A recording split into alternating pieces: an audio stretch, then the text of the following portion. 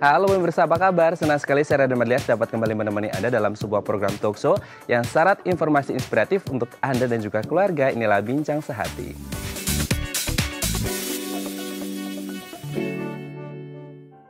Ya pemirsa, sebagai manusia biasa sudah sepatutnya kita bersyukur atas nikmat yang Tuhan berikan ke kita atau biasa kita sebut dengan rezeki. Rezeki tidak hanya materi, bisa jadi kesehatan, keluarga yang harmonis, teman-teman yang baik, ketenangan jiwa, bahkan sampai saat ini kita bernapas itu juga bagian dari rezeki. Jadi tidak ada kata lain selain bersyukur. Lalu pertanyaannya, apa saja sih manfaat dari bersyukur? Nah, inilah topik yang akan kita bahas hari ini, yaitu manfaat bersyukur. Namun sebelum kita membahas lebih mendalam tentang topik kita hari ini, kita akan menyaksikan terlebih dahulu beberapa tokoh nasional dan juga internasional yang meski dalam keterbatasan namun masih bisa bersyukur dan berprestasi. Siapa saja mereka? Ini dia.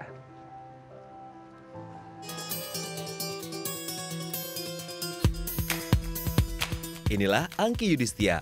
Perempuan kelahiran 5 Juni 1987 ini adalah penyandang disabilitas yang aktif di bidang sosiopreneur.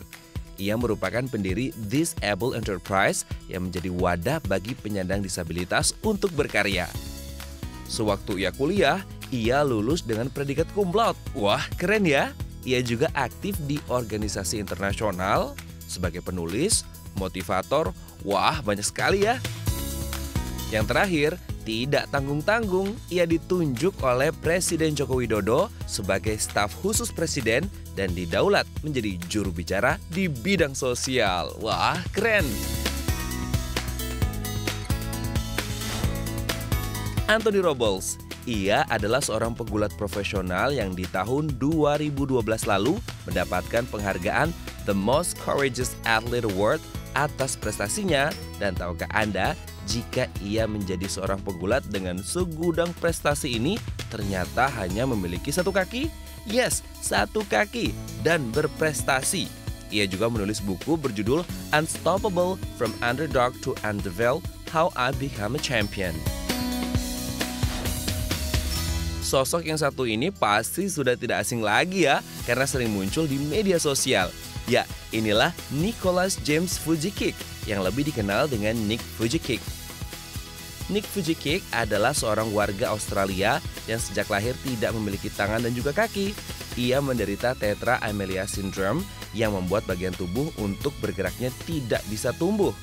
Sejak kecil, Nick selalu mendapatkan banyak tekanan baik dari dalam dirinya, orang tua, hingga lingkungan sekolah.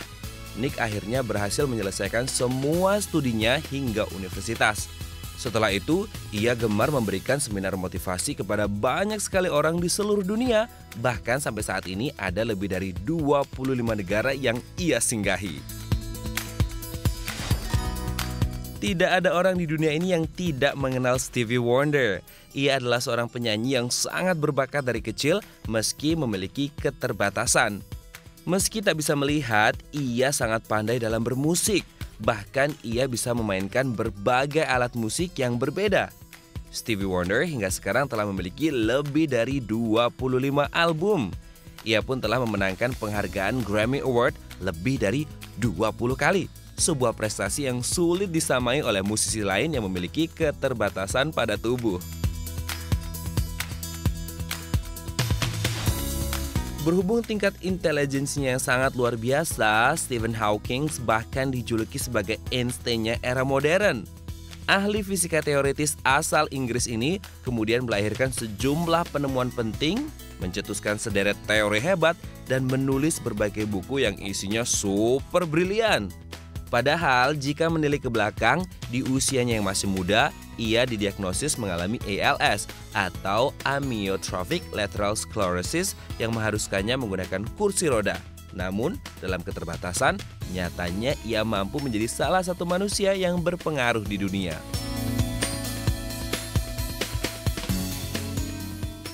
Ya, itu dia tadi beberapa tokoh nasional dan juga internasional yang meski dalam keterbatasan nyatanya masih bisa berkarya dan berprestasi. Jadi bagi kita yang memiliki kondisi fisik yang lengkap dan juga sempurna, tidak ada salahnya untuk terus bersyukur dan bisa memberikan yang lebih baik dari orang-orang tersebut. Jadi semoga orang-orang yang tadi ada di tayangan bisa menginspirasi kita semuanya untuk jauh lebih berprestasi dan bersemangat sekaligus bersyukur atas apa yang sudah Tuhan berikan ke kita. Selanjutnya kita akan berbincang dengan seseorang yang tidak kalah menginspirasi. Tetap bersama kami di Bincang Sehati.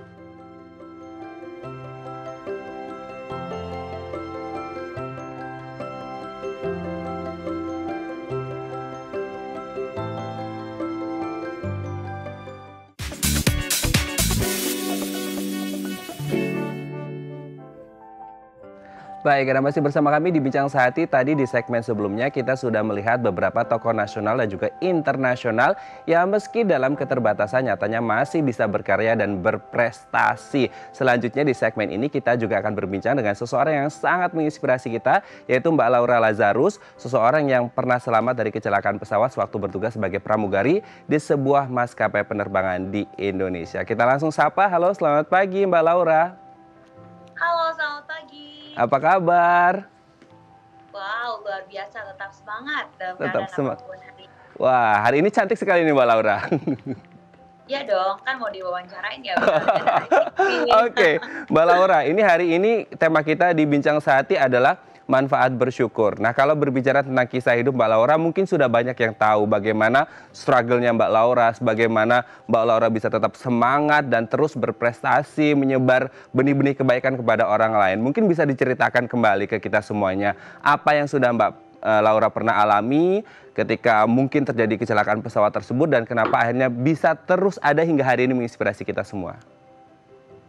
Ya memang kalau dipikir lagi pada waktu itu nggak mudah ya, dimana saya itu ngalamin kecelakaan pada usia yang begitu muda banget gitu. Waktu itu kan usia masih 19 tahun gitu. Terus di samping itu juga saya punya cita-cita jadi pramugari dari kecil. Terus waktu bertugas, pesawat tempat saya bertugas keluar landasan, nabrak pagar, berhenti di atas kuburan. Dengan keadaan tuh orang-orang yang duduk di sekeliling saya hampir sebagian besar meninggal, itu nggak gampang buat saya untuk bisa menghadapi kenyataan itu. Ya seperti yang saya harus jalani dari 2004 sampai 2017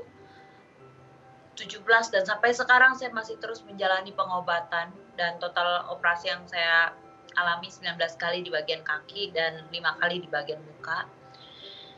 Ya well, dari 16 tahun berjalan sampai sekarang ini, kalau saya melihat tentang kehidupan saya, nggak mudah, tapi tetap aja bisa berjuang, bertahan, dan masih hidup sampai sekarang, ini benar-benar anugerah banget.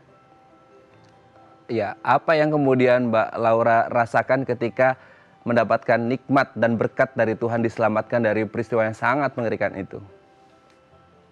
Ya, saya cuma bisa saat-saat ini adalah mempergunakan sebaik-baik mungkin, karena ini adalah kesempatan yang nggak mungkin orang bisa punya kesempatan yang seperti apa yang saya dapatkan gitu. Jadi saya mempergunakan sebaik-baiknya, karena memang sesuai dengan apa yang saya mau gitu. Saya bilang, tolong beri saya kesempatan satu kali lagi untuk bisa memperbaiki kehidupan saya. Oke, kesempatan hidup, kesempatan kedua untuk memperbaiki diri menjadi lebih baik karena sudah diselamatkan oleh Tuhan dengan nikmat dan juga berkat-Nya. Sampai detik ini, hari ini masih bisa menginspirasi orang. Apa hal yang paling Mbak Laura syukuri dalam hidup? Masih bisa nafas. Yang sekarang ini saya syukuri, ya meskipun sebagian besar, sebagian orang-orang yang tahu ataupun yang belum tahu, saya juga masih saat ini berjalan dengan menggunakan tongkat. Untuk beraktivitas saya juga masih menggunakan alat bantu, tapi ya saya benar-benar mensyukuri saya masih bisa bernafas, masih bisa beraktivitas, dan masih bisa berkarya. Itu adalah benar-benar nikmat yang luar biasa, apalagi bukan hidup untuk diri sendiri tapi juga untuk orang lain. Oke, dulu pernah berjalan seperti biasa, seperti orang-orang pada umumnya, hingga akhirnya sekarang sudah berbelas tahun memakai tongkat. Tentu ini tidak mudah mungkin di awal seperti itu untuk kemudian harus berbeda dengan yang sebelumnya. Tapi apa yang membuat Mbak Laura bahkan sampai detik ini tetap bersyukur, bahkan juga bisa menginspirasi orang lain meski dalam keterbatasan? Saya cuma melihat ada sosok, ya pertama saya percaya saya punya Tuhan yang luar biasa, kasih kesempatan buat saya untuk hidup. Terus kedua saya punya keluarga. Keluarga saya itu, eee, ya biar bagaimanapun tuh kan saya anak, pertama gitu. Jadi saya cuma melihat saya punya sosok keluarga yang memang harus, kalau saya menyerah bagaimana dengan mereka, saya cuma pikir cuma seperti itu doang gitu. Jadi saya harus berjuang untuk keluarga saya dan saya nggak boleh menyerah cuma hanya karena keadaan doang. Itu akan gimana ya, sayang banget gitu.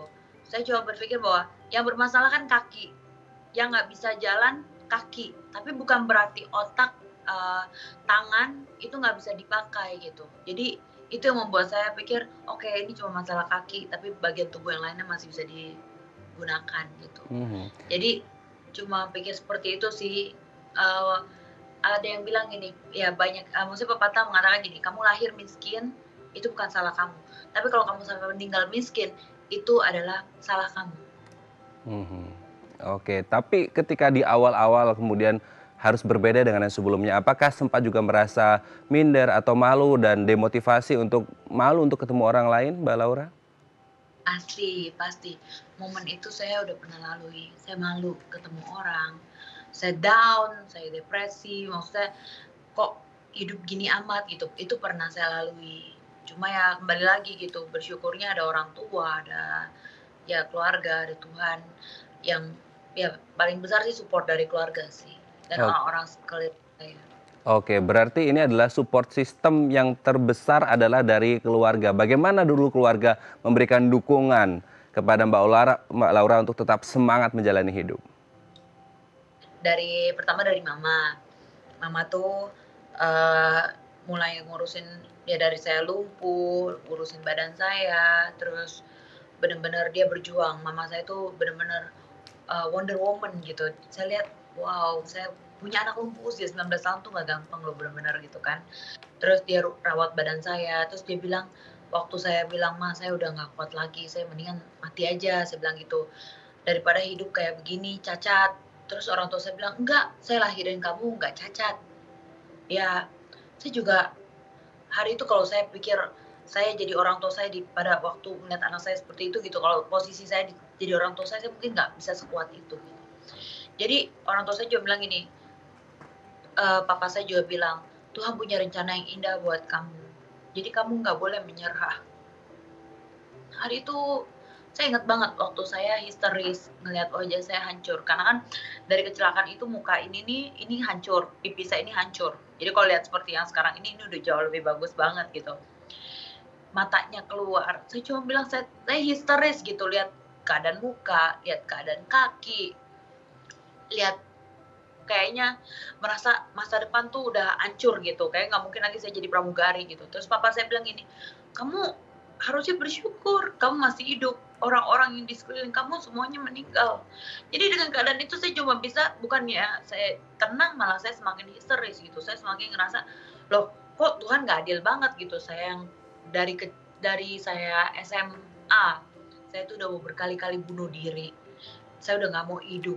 Tapi kenapa teman yang duduk di sebelah kanan saya malah meninggal seketika itu juga pada waktu kecelakaan itu terjadi.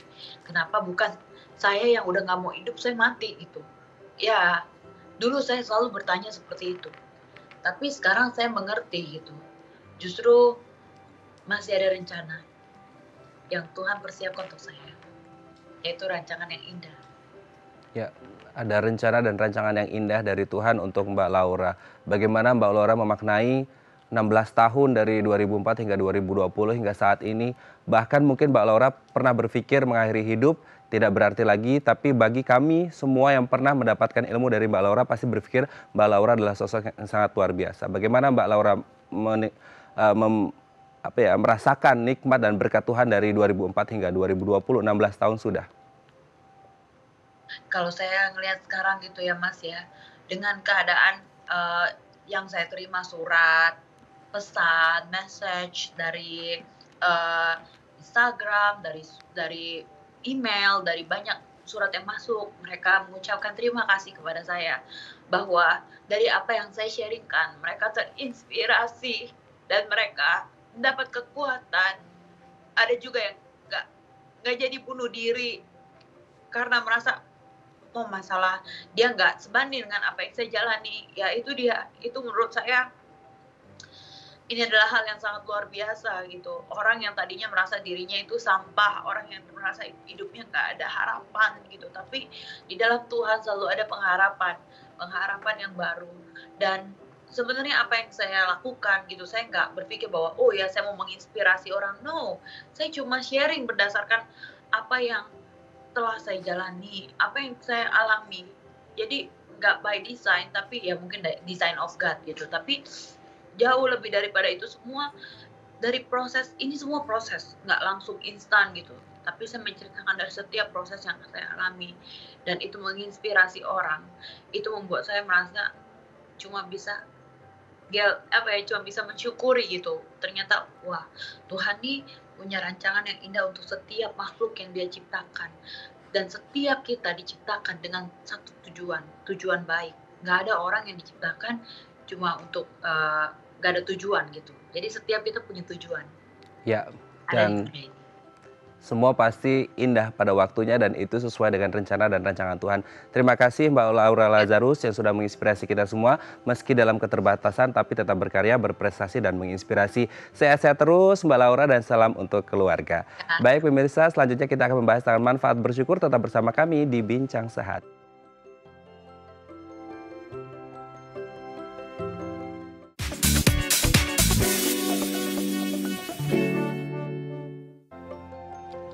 Baik, Anda masih bersama kami di Bincang Sehati. Tadi di segmen sebelumnya kita sudah membahas beberapa tokoh nasional, internasional, dan juga seseorang yang sangat luar biasa menginspirasi untuk kita semuanya, Laura Lazarus. Saat ini kita akan kembali ke topik utama kita yaitu manfaat bersyukur. Bagi Anda yang memiliki pertanyaan, Anda bisa menghubungi kami di nomor 021 290 32644 atau DM dan live Instagram kami di @bincang_sehati.itv dan telah tersambung di sambungan Zoom dengan Adeline Windy, Wholeness Coach kita. Kita langsung sapa. Halo, selamat pagi Mbak Adeline, apa kabar?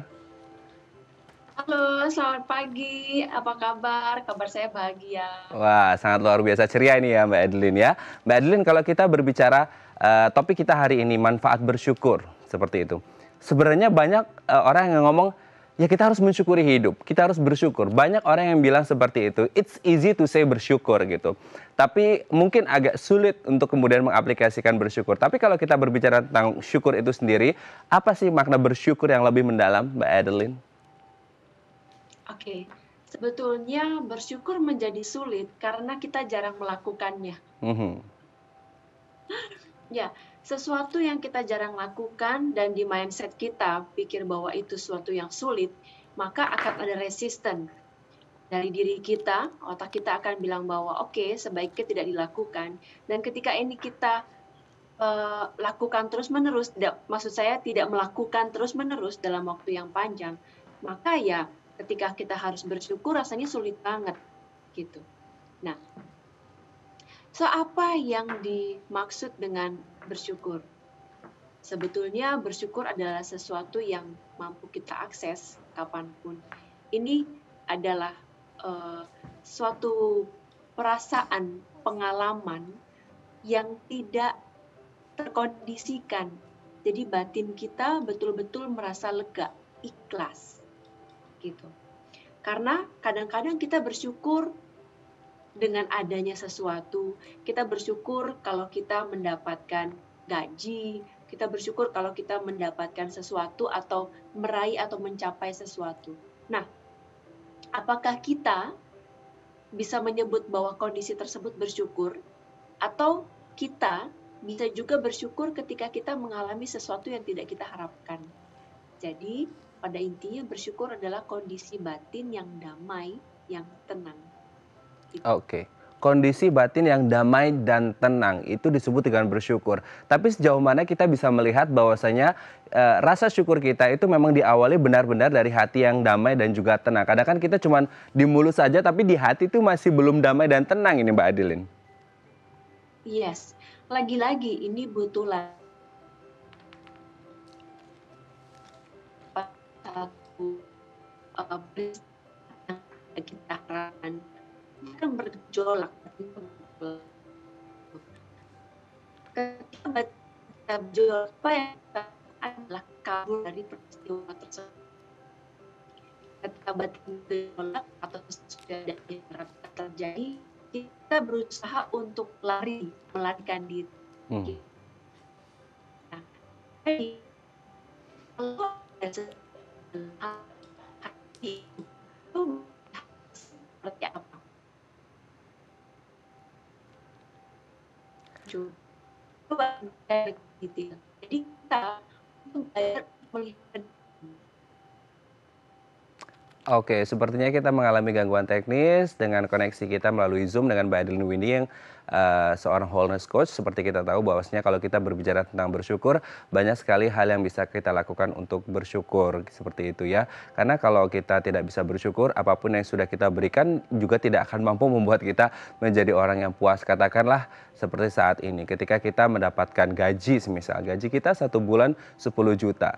Mungkin bagi sebagian orang gaji 10 juta itu sudah sangat luar biasa besar. Tapi ketika kita tidak bisa bersyukur, mensyukuri apa yang sudah Tuhan berikan ke kita melihat teman kita gajinya 20 juta masih kurang lagi. Ketika someday kita mendapatkan gaji 20 juta juga ada teman kita yang gajinya 30 juta masih kurang terus. Nah, inilah manfaat dari bersyukur. Karena dengan bersyukur, kalau saya orang Islam seperti itu Muslim, ketika kita mampu bersyukur, insya Allah Tuhan akan kasih nikmat yang berlebih lagi seperti itu. Pun dalam kehidupan kita semuanya.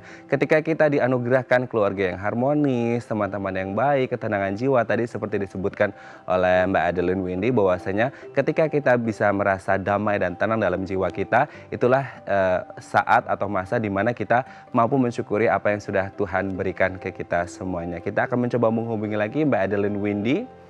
Halo Mbak Adeline.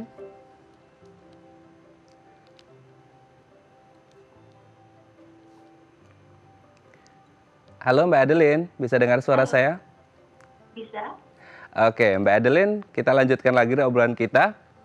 Ya, kalau kita berbicara tentang rasa bersyukur itu, banyak yang mengatakan bahwasanya banyak bersyukur itu bisa membuat kita jauh lebih tenang. Berarti apakah memang kita harus tenang dan damai dulu untuk kemudian bisa bersyukur, atau bersyukur bisa membuat kita damai dan tenang?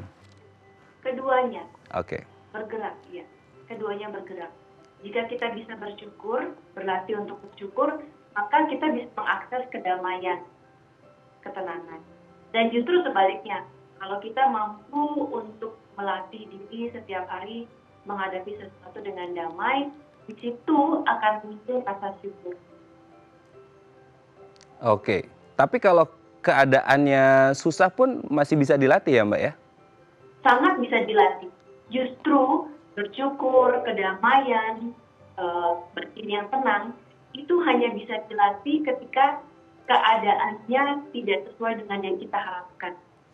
Kita bisa merasa blissful, merasa damai dalam kondisi atau lingkungan yang damai.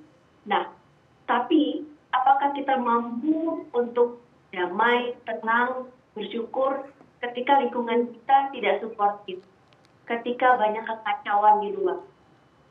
Nah, kalau kita mampu melakukan itu, itulah esensinya bersyukur dan damai.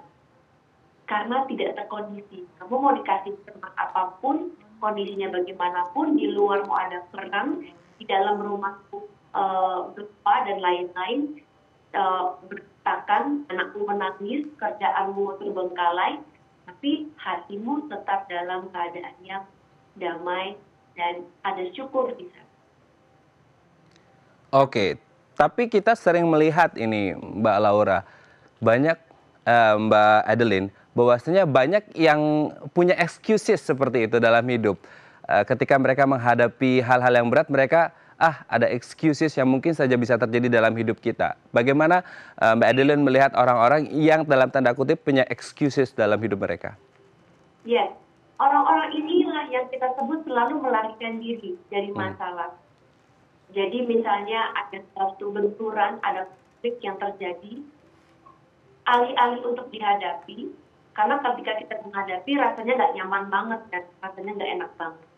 Nah, kita tidak mau menghadapi ketidaknyamanan tersebut, kita nggak mau menghadapi ketidakenakan tersebut. Nah, kita kabur dari situ. Apakah kita kerja lebih berat, ataukah intinya kita tidak mau menghadapi itu masalah tersebut dan mencari sampai selesai ke akarnya, gitu. Nah, kalau ini terus-menerus kita lakukan dalam waktu yang berkepanjangan, maka kita tidak punya kemampuan untuk bersyukur secara ikhlas.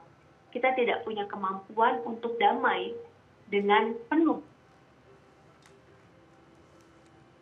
Oke, tapi kalau ada yang bilang akan manusiawi Mbak untuk kemudian mengeluh dalam kehidupan ini seperti itu.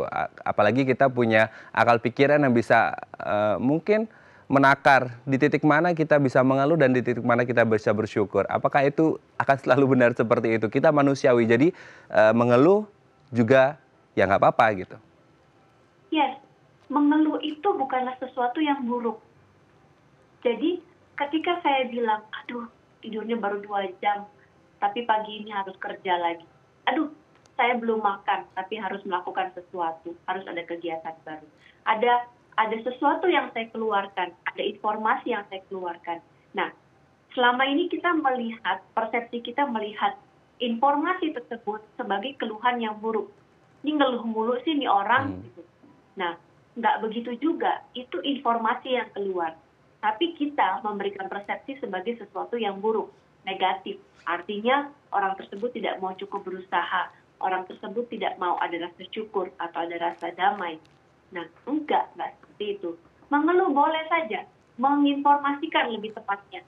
Itu sangat boleh. Oke, nah, iya. Jadi kayak misalnya saya nih, bilang, Aden, iya ya, aduh bete banget nih jalanan sekarang begini, toko-toko pada tutup, jalanan macet gitu. Nah, sekarang persepsimu terhadap kalimat-kalimat saya seperti apa? Negatif ya, keluhan seperti itu.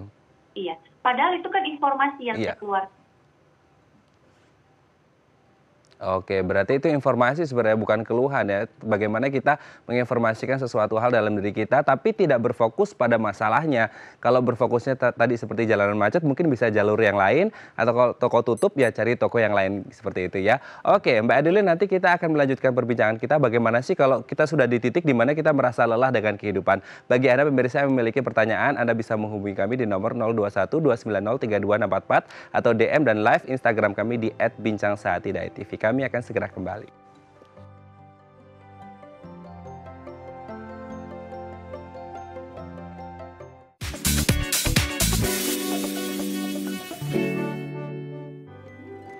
Baik, Anda masih bersama kami di Bincang Sehati dan kita masih membahas topik kita hari ini yaitu manfaat bersyukur. Bagi Anda yang memiliki pertanyaan, Anda bisa menghubungi kami di nomor 021 290 3244 atau DM Instagram kami di @bincangsehati.tv. Masih bersama kita semuanya melalui sambungan Zoom Adeline Windy, wholeness coach kita hari ini. Kita sapa kembali. Halo Mbak Adeline. Halo. Oke, Mbak Adeline, ini kalau kita berbicara tentang kehidupan kan memang tidak ada akhirnya seperti itu. Kalau kita berbicara tentang beban hidup, mungkin orang berpikir ya ampun beban hidup kok kayaknya nggak berhenti-berhenti gitu. Ketika ada seseorang di titik di mana lelah seperti itu dengan kehidupan yang mereka jalani, apa yang sebenarnya harus kita lakukan untuk membuat hidup kembali balance? Oke, sebelum kita masuk ke poin tersebut, ada satu hal yang penting sekali ingin aku sampaikan. Jadi dalam 10 peristiwa yang terjadi selama 1 hari, ya, 9 peristiwa kedamaian, 1 peristiwa yang tidak nyaman, maka yang kita ingat adalah yang 1 ini. Nah, kebayang hidup kita selama, let's say 35 tahun, ya, 90% masa-masa bahagia, masa-masa menyenangkan, joyful moment, itu terlupakan karena yang 10%-nya kita ingat terus-menerus. Dan yang 10% ini kita bawa, kita panggul, kita anggap sebagai beban. Itu dia.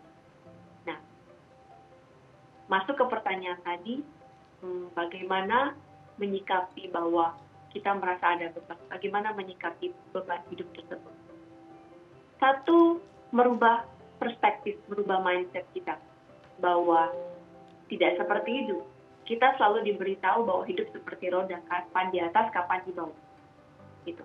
Nah, jadi jangan hanya mengingat yang di bawah saja, jangan hanya mengingat bahwa saat kita punya utang saja, tapi kita juga harus mengingat momen-momen saat kita gajian, saat kita menerima cek, gitu ya. transfer masuk. Karena yang atas ini selalu kita lupakan, yang bawah ini selalu kita bawa terus menerus. Gitu. Nah, itu yang pertama. Yang kedua, kita selalu dan selalu punya pilihan. Pilihannya bukan baik atau buruk, tapi pilihannya kamu mau melakukan itu dengan joy atau melakukannya dengan sorrow. Ini seperti kayak kita harus bayar pajak. Beberapa orang mungkin akan merasa, kenapa harus bayar pajak? Saya nggak merasakan apa-apa manfaatnya. Tapi tetap harus bayar kan? Nah, so the choice is kita mau bayar dengan joy atau kebalikannya, kita mau bayar dengan sorrow, marah-marah, kesal hati. The choice is yours. Gitu. Yang ketiga, kita harus paham bahwa perkataan, pikiran itu energi. Dan energi itu mampu bertahan sekian lama sampai akhirnya membentuk subconscious mind kita, membentuk di dalam alam bawah sadar kita. Nah, kalau itu terbentuk sekian lama dan tidak pernah mau kita selesaikan, apa yang terjadi? Sikap kita, aktivitas kita, kata-kata yang keluar, bagaimana kita kehendak, bagaimana kita bertindak, itu akan mencerminkan subconscious mind kita. Itu dia. Oke, berat. Ya. Berat karena belum dicoba dan belum dilatih. Oke, berarti pilihan ada di kita ya. Apakah kita mau memilih ini dengan joy atau dengan sorrow. Tapi kalau kita berbicara tentang tadi 90-10 di mana 90 baik, 10-nya tidak baiknya, kita selalu berfokus pada yang 10-nya. Padahal kalau kita mau berfokus dengan yang 90-nya, maka hasilnya akan baik karena 90%-nya tersebut adalah hal-hal yang baik yang mungkin bisa kita ingat-ingat lagi sehingga kehidupan menjadi lebih baik, kita berpikirnya positif seperti itu. Nah, ini ada kaitannya, mungkin saya pernah membaca ada buku The Secret, ada istilah law of attraction di sana. Di mana ada istilahnya mengatakan what universe gives you is what you think universe gives you. Jadi apa yang dunia berikan ke kita adalah apa yang kita pikirkan dunia berikan ke kita, seperti itu. Apakah kemudian dengan memikirkan hal-hal yang bagus ini akan membuat kita juga menjadi tersugesti untuk mendapatkan hal-hal yang bagus juga ke depan ini, Mbak Adeline? Ya. Pada esensinya, kita adalah co-creator of life. Kita adalah yang create realitas kita sendiri, bukan lingkungan dari luar. Dan the universe sebetulnya ada di dalam diri.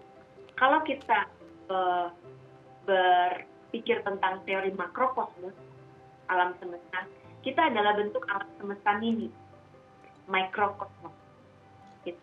Nah, jadi apa yang terjadi itu adalah bentuk refleksi kita, gitu. Nah, kalau misalnya ini contoh yang konkret banget, mungkin kita sering melihat orang yang setiap hari kerjanya marah-marah terus, gitu ya, setiap hari kerjanya marah atau sedih, emosinya naik turun seperti itu. Dan kita lihat ternyata kehidupannya dia itu dikelilingi dengan orang-orang yang mirip, gitu. Dan akhirnya apa? Dia merasa bahwa hidupnya dia itu ada di neraka. Kenapa? Selain dia bersikap seperti itu, dikelilingi dengan lingkungannya seperti itu, dia menciptakan his or her own hell. Dan dia melakukan banyak hal itu dengan hati yang berat, unwilling. Jadi sebenarnya nggak ingin lakukan. Itu dia. Jadi kalau kita mau menciptakan hidup yang damai, yang tadi, tips-tips yang tadi, lalu yang berikutnya adalah lakukan sesuatu yang memang kita willing untuk lakukan. Memang from the bottom of our heart, batin kita mau lakukan itu. Gitu. Nah, ketika kita lakukan itu, maka kita menciptakan surga kita. Ketika kita menciptakan our own heaven, surga kita sendiri, maka kita akan merasa lebih damai, lebih peace. Karena kita sering melihat, ya Raden, orang-orang dengan kemampuan finansial yang luar biasa, tapi hidupnya merasa dalam neraka. Tapi justru sebaliknya, orang-orang yang sebetulnya biasa aja kemampuan finansialnya, tapi dia mampu menciptakan surga sendiri. Jadi apa? Kalau kita hidup di dalam surga, kita hidup dalam lingkungan yang kondusif yang kita ciptakan, maka kita pun akan merasa lebih damai. Gitu. Oke, berarti memang materi tidak bisa menjadi tolak ukur kebahagiaan dan ketenangan jiwa seseorang, tapi bagaimana rasa kita bersyukur untuk menciptakan willingness dalam kehidupan tadi ya. Nah, kalau berbicara tentang willingness ini Mbak Adeline, banyak orang yang berpikir apakah kemudian dengan menciptakan willingness bersyukur ini bisa membentuk pola pikir hidup yang sukses. Sukses tidak hanya masalah karier atau usaha, tapi juga sukses dalam memanage hidup kita. Tentu itu akan sangat membantu. Performance kita akan optimal dalam banyak hal. Oke, berarti memang akan membentuk pola pikir yang sukses dalam berbagai hal, karena sebenarnya kalau kita berpikir positif berarti akan meng-create aura positif yang juga akan timbul ke dalam diri kita, Mbak Adeline? Betul.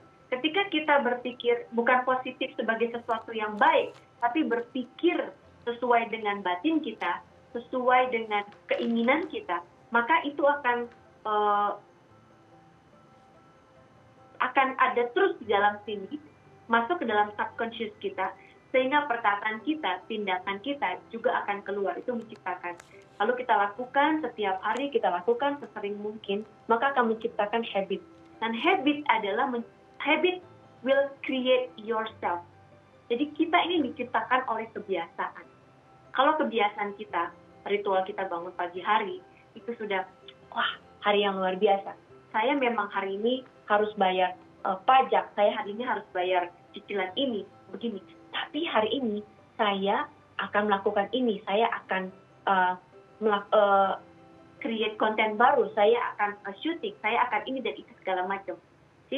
Nah, itu kita mempersiapkan diri kita, energi kita tinggi, sehingga apa? Kita pun willing, ada keinginan, ada willingness untuk melakukan itu semua. I create my own heaven. Sehingga apa? Orang akan melihat saya sebagai sesuatu yang, oh, orangnya luar biasa ya, energinya oke banget. Nah, ini juga bisa disebut sebagai salah satu law of attraction. Oke, jadi salah satu bentuk dari law of attraction. Tadi kalau Mbak Adeline menyebut adalah habit create yourself. Jadi ada istilah juga mengatakan you are what you think, you are what you act. Berarti memang itu mencerminkan siapa diri kita, seperti itu Mbak Adeline ya. Nah, masalahnya adalah ketika kita dihadapkan, kita mau meng-create habit kita sendiri seperti itu. Tapi ketika ada gempuran dari faktor eksternal, katakanlah seperti kita ada di posisi yang bersyukur gitu. Terus kemudian ketika ini sering terjadi di masyarakat kita, tetangga kita tiba-tiba beli mobil yang lebih bagus dari kita gitu. Atau kita dengar kabar tetangga kita mau merenovasi rumahnya jadi jauh lebih besar. Itu mau tidak mau orang akan berpikir, aduh saya masih kurang ya gitu. Jadi akhirnya bersyukurnya hilang lagi. Itu gimana cara mengantisipasi ketika kita melihat orang yang ada di sekitar kita mendapatkan sesuatu yang lebih dari kita meski kita tidak tahu perjuangan di belakangnya mungkin berdarah-darah ini Mbak Adeline. Yes, ini balik ke yang tadi. Dari 10 hal, kita hanya ingat yang satu tetangga kita. Kita lupa bahwa kita masih punya tempat untuk berteduh, tempat untuk tinggal, kita punya keluarga, kita punya pekerjaan di saat-saat seperti ini, kita punya momen-momen kebahagiaan di rumah kita masih bisa makan yang enak, sementara di luar sana banyak orang yang susah cari makan. Nah, yang 9 ini kita lupakan. Yang satu, gara-gara tetangga saya beli mobil baru, ini terus yang saya fokus. Kalau saya hanya berfokus pada sini, maka mindset saya akan stuck di sana. Sebagai contoh yang konkret banget nih, Kak, saya tuh masih ngontrak rumah. Kebayang sekian tahun itu ngontrak melulu. Jadi kalau ngeliat orang lain beli rumah, itu saya sudah tidak lagi di tahapan yang, itu orang enak banget ya, bisa beli rumah segala macam. No, it's my choice untuk stay di sini. So, daripada saya fokus bahwa orang tersebut mampu membeli rumah, kenapa saya enggak? Saya fokus lebih pada pertumbuhan diri, self-growth. Oke, bagaimana saya bisa mensyukuri apa yang saya punya sekarang, dengan keadaan sekarang, saya bisa bekerja lebih baik, meng-create lebih baik, produktif lagi, dan menciptakan banyak-banyak hal baru. Nah, ini yang saya fokuskan. Daripada saya fokus keluar, jika saya fokus ini, ada self-growth, ada pertumbuhan diri. Gitu. Oke, ada pertumbuhan diri dalam diri kita untuk menjadi lebih bijak dan bisa bersyukur dalam menjalani hidup ya. Oke Mbak Adeline, nanti di segmen selanjutnya kita akan membahas tips bagaimana membuat kita tenang dalam menjalani hidup. Bagi Anda pemirsa yang memiliki pertanyaan, Anda bisa menghubungi kami di nomor 0212903264 atau DM Instagram kami di @bincangsaat.tv. Kami akan segera kembali.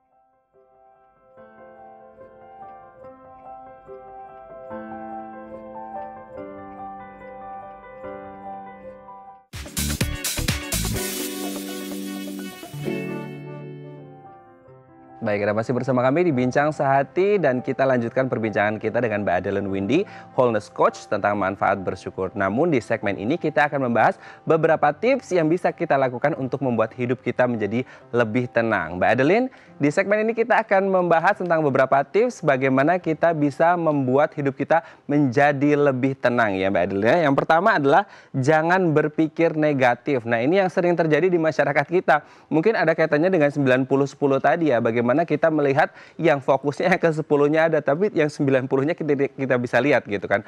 Nah, bagaimana caranya agar kita tidak melulu berpikir negatif, Mbak Adeline? Oke, ini mindset. Sesuatu yang tidak sesuai dengan harapan, tidak sesuai dengan nilai kita atau value kita kasih label negatif. Gitu. Seperti anak makan dengan tangan kiri. Ya kan, itu sesuatu yang nggak bagus dianggap oleh social culture kita. Nah, padahal segala yang ada di alam semesta ini sifatnya netral. Gitu. Jadi kita merubah mindset kita bahwa tidak ada yang positif, tidak ada yang negatif, semuanya netral. Bagaimana cara kita memandangnya? Kalau buat Raden mengeluh atau memberikan informasi yang sifatnya dalam tanda kutip keluhan, buatmu mungkin itu informasi, buat saya itu keluhan. Gitu. So it depends on your mind, perspektif kita, persepsi kita. Jadi itu tidak ada yang positif dan negatif, semuanya netral.